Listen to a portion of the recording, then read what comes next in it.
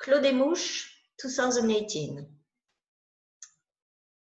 Half of the Clos des Mouches is Chardonnay, half of the Clos des Mouches is Pinot Noir. This is where we have our oldest vines. We have a vineyard from 1937 in Clos des Mouches, and that is a very interesting thing to have because we share this genetic heritage with some of our colleagues from Burgundy who do the same. And that is how we will preserve some of those genes that were pre-clonal selection. Not that we don't like the clones, but it is very important that we try and preserve the vines that we got from before those clonal selections. So 14 hectares, 7 of it is the Pinot, but it's not 7 hectares in one piece. So if we take the Clos des Mouches, we have one parcel of Chardonnay, one of Pinot, another one of Chardonnay, another one of Pinot. It took time for my grandfather, then my father, and even for Philippe today to still define the best location for where should we put the Chardonnay and should we put the Pinot. I think more or less now we know, and when Philippe needs to replant, he very rarely would change what is already a Pinot because we could replace a Pinot with Chardonnay.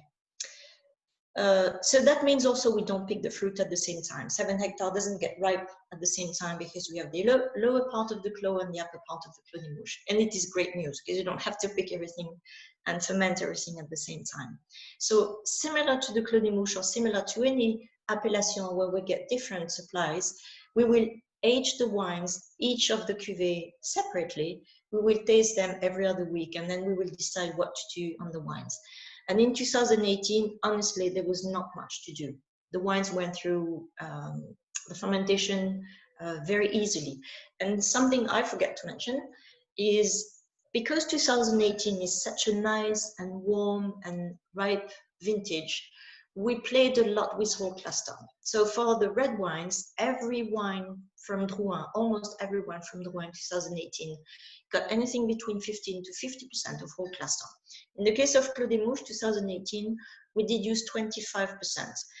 What it does, we feel it does contribute a lot to the potential aging, great complexity of the wine. So in the short term, maybe some time the stems may disturb some people, although I don't think in 2018, because it did bring such a lovely, delicate spiciness, some of the floral, we say rose petals scents that are delicious.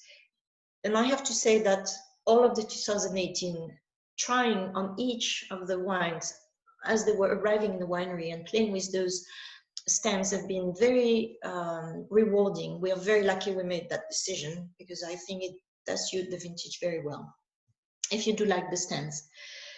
So a wine that will age well, I think a wine that is it's a Premier Cru, but honestly, it delivers a lot for a Beaune Premier Cru.